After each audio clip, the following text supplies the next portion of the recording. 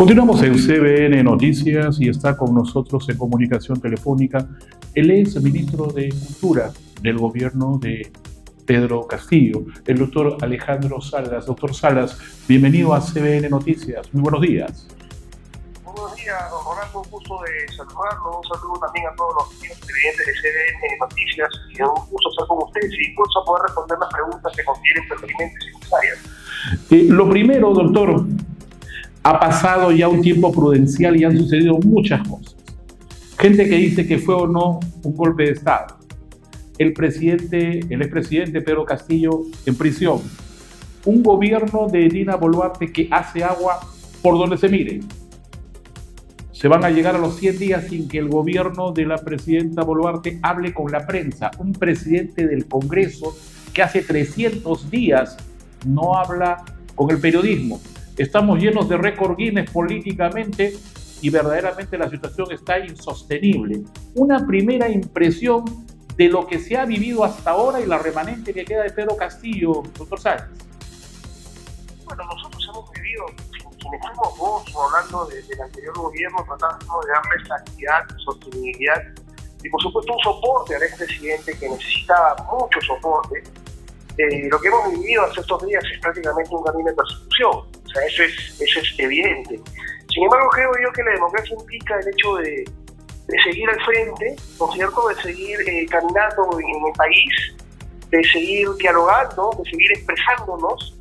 Y a mí no me queda la menor duda, sí que Pedro Castillo, el 7 de diciembre, cometió un gran error para con el país, y te lo digo así, como un exministro, al entregarle el poder con una lectura nefasta a quienes hoy gobiernan.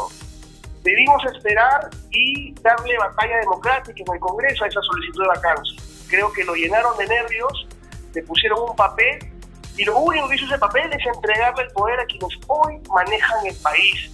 Y mire usted cómo lo están manejando. Están manejándolo en un cogobierno, en un contubernio entre el Congreso y el Poder Ejecutivo, con la única finalidad de mirar sus propios intereses, de dañar las instituciones democráticas. Las democracias se fortalecen cuando fortalecen las instituciones. Lo que se está haciendo el día de hoy es todo al revés. Están debilitando las instituciones para poder favorecer sus propios intereses.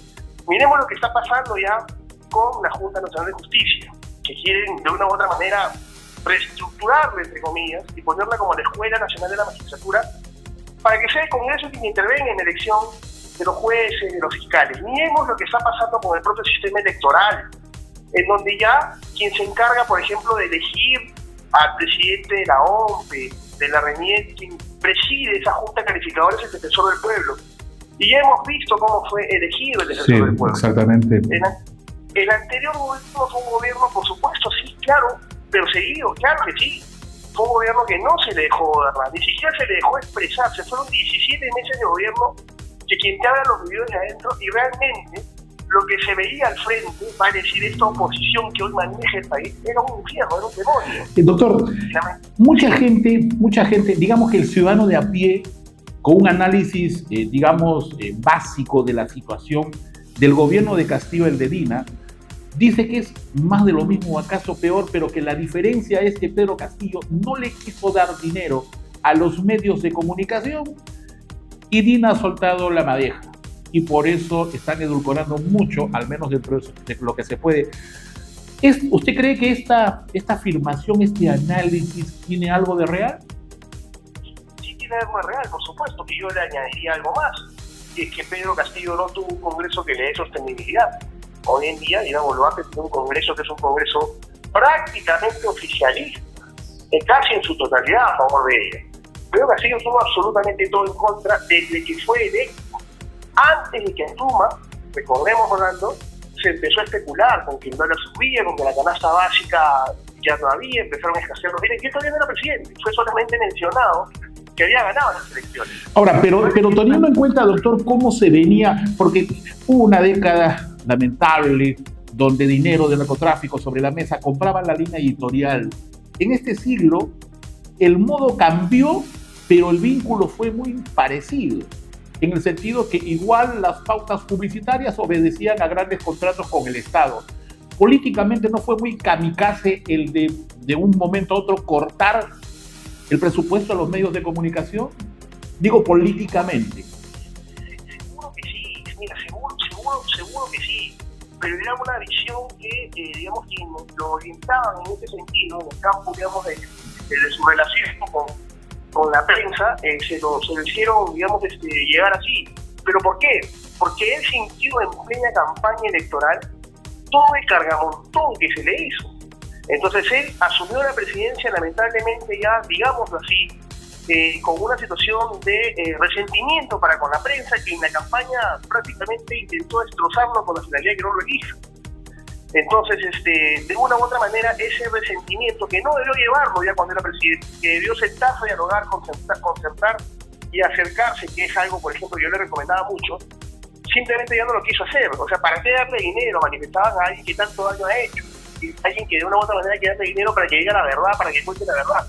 Y mira, yo te digo, Rolando, fueron 17 meses de gobierno donde se hicieron cosas importantes. Lamentablemente no se pudieron exponer porque todos los días era un campo de conflictividad política. No podemos negar, Rolando, y esto por supuesto hay que dejarlo absolutamente claro, que lamentablemente en el Perú, como en todos los gobiernos, siempre hay actos de corrupción, y es lamentable porque estos mandos medios en el anterior gobierno sirvieron, ¿no es cierto?, para servirse ellos mismos y finalmente empezar a señalar a la parte política para que la parte política empiece a sucumbir con una Fiscalía de la Nación que ya sabemos que era una Fiscalía de la Nación corrupta, presidida por Patricia Benavides, y que por supuesto fue un gobierno perseguido y que lamentablemente, como te vuelvo a manifestar, terminó con una lectura, un 7 de diciembre, una lectura torpe, que no se debió hacer nunca, que rompió el orden constitucional y entregó el poder a estos señores que hoy manejan el poder. Pero bueno. Ahora, doctor, usted se encargó de apagarle muchos incendios, no solamente a Castillo, sino a su premier. ¿Conversó con usted con Castillo después de este fallido golpe de Estado? ¿Algún momento? No, yo solamente esperé que se abrieran las puertas, Rolando. Yo soy una persona muy temperamental y soy una persona de carácter. Entonces yo estuve en Palacio de Gobierno ese día esperando una sala contigua con otros ministros, que nos sorprendimos a ver por televisión ese mensaje. Mientras que muchos se quedaron sentados y pasmados con el mensaje, yo forcé, digamos, mi ingreso con el edecán porque necesitaba preguntarle qué es lo que había hecho. Y logré el objetivo, logré ingresar y preguntarle al expresidente, al cual considero un amigo, porque quien comete un error no deja de ser amigo. Y yo estoy agradecido con él por la oportunidad que me dio para poder servir al país. Me acerqué y le dije que por qué había leído eso, que lo que había leído era un delito. Y lo que me manifestó es que él no tenía los votos en el Congreso en horas de la tarde. Cuando escuché eso, dije, alguien lo convenció de que iba a perder la vacancia en el Congreso, lo han convencido de tal forma que ha leído esto. Yo no tuve más que hacer ahí, simplemente renunciar, porque creo que la democracia del país, la institucionalidad, a pesar, por ejemplo, de la institucionalidad que Congreso le era tan mal representada, pero finalmente hay que respetar los tiempos democráticos. Y creo que ahí se equivocó, ¿no? Entonces, de una u otra manera, la lealtad siempre existe, pero siempre por delante tiene que estar la lealtad con el país. Naturalmente. Creo yo que él se equivocó y me tocó en ese momento ser leal con el país. Yo empecé como ministro colaborando en su gobierno, aportando en su gobierno. Yo no era de su partido político, yo participé en la campaña política. Me pidió mi partido político que dé una cuota de democracia con mi participación, lo asumí y ingresé al gobierno hablando de democracia, hablando que se tenían que respetar los tiempos democráticos y renuncié al gobierno, por supuesto, haciendo respetar la democracia, ¿no? Que creo que era lo que tocaba. ¿Fue la última vez que habló con Castillo? Fue la última vez que conversé con el Rolando. Fue la última vez. ¿Y con su premier? También. Es más, ese día ni siquiera conversé con él, porque con ella la comunicación se había enfriado hace bastante tiempo, ¿no? Como cuadro político, y esto lo conversábamos off the record, nosotros no solemos en lo más mínimo ser obsecuentes con las personas con quien conversamos, pero ante el análisis, yo lo veía a usted, se lo digo a título personal, como muy buen cuadro político a futuro. ¿Cómo está su futuro político, doctor? Bueno, yo no voy a ser, yo no soy tío, Rolando, de manifestarte que en estos momentos no hay nada, que no, yo te digo, o sea, yo soy abogado de profesión, vivo y siempre he vivido de mi carrera, pero creo que nací político y moriré político, ¿no? Entonces, yo creo que el país implica siempre sacrificios, desprendimientos, y la política tiene que ser un concepto de vocación accesorio a lo principal que uno hace. Muchos buscan la política para poder solucionar sus vidas y sus problemas, cuando la política sirve para solucionar los problemas de los demás. Y mientras que el Perú tenga pues 10 millones de pobres, mientras que veamos una clase política podrida que lo único que hace es tratar de hacerle daño al país, de no respetar procesos electorales, de buscar administrar el país como sea y a cualquier costo, pues siempre voy a estar presente en la política. Y sí, lo que te digo es que yo de la política no me voy a ir. Y claro que sí, seguramente me verás en el 2026, si Dios me da salud y fuerzas, participando, claro que sí. Dina Boluarte acaba de mencionar el 2026 y justo le iba a preguntar, ¿tendría que cumplir su mandato? Es que ya existe, como te digo, esta alianza entre el Congreso y ella, y es una utopía manifestar que no va a cumplir su mandato, salvo que salga algo catastrófico que la obligue a ella a renunciar, ¿no? Que no sería raro, ¿no? Que no sería raro. Que no sería raro, pero por el momento no se avisora, ¿no es cierto? O sea, no se ve. Ahora, pero ¿qué considera usted que sería lo mejor para el país al margen de esta alianza sórdida entre el Congreso y el Ejecutivo? ¿Sería lo mejor que dé un paso al costado y que se adelanten elecciones? Yo te lo voy a responder con sinceridad y permíteme evolucionar un poco mi concepto. Te digo evolucionar mi concepto porque yo decía siempre que lo mejor, hasta hace 2 meses, era que se adelanten las elecciones para que el país encuentre, digamos, una descarga, ¿no es cierto?, de un nuevo proceso electoral. Pero sin embargo, creo yo que ella tiene que terminar. ¿Pero tiene que terminar por qué? Porque la ciudadanía se tiene que dar cuenta de que este es un gobierno soportado por el fujimorismo. Y que en el 2026 a los fujimoristas y a sus aliados hay que recordarles quién ha sido su presidenta después de Alberto Fujimori, que ha sido Dina Boluarte. Entonces creo más bien que esto va a servir para poder en una campaña electoral señalar al gobierno de Dina Boluarte y decirle a la ciudadanía: ¿quieren un gobierno con Keiko? ¿Quieren un gobierno con fujimorismo? Acá tienen. Acá está el gobierno que acaba de salir. Creo que se tienen que hacer cargo de lo que han hecho y se tienen que hacer cargo de lo que están haciendo, ¿no es cierto? Entonces yo creo que de una u otra manera el país necesita, por supuesto, saber la verdad, tener un análisis preciso de quién ha gobernado ese país en el periodo de Dina Boluarte.